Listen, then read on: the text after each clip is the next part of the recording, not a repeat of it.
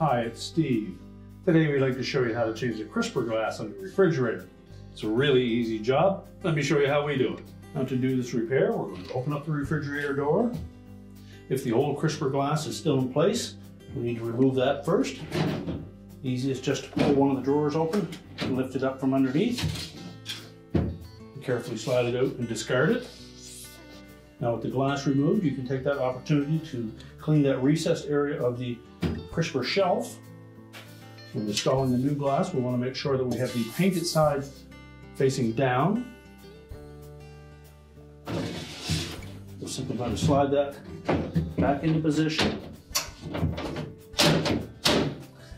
Make sure it sits firmly down into that recessed area. You can remove these little paper indicators. And to prolong the life of your crisper glass, make sure that when you're putting items on there that you do that gently, and also when you take them up to clean them, allow them to come up to room temperature before you immerse them in only lukewarm water. And our repair is complete.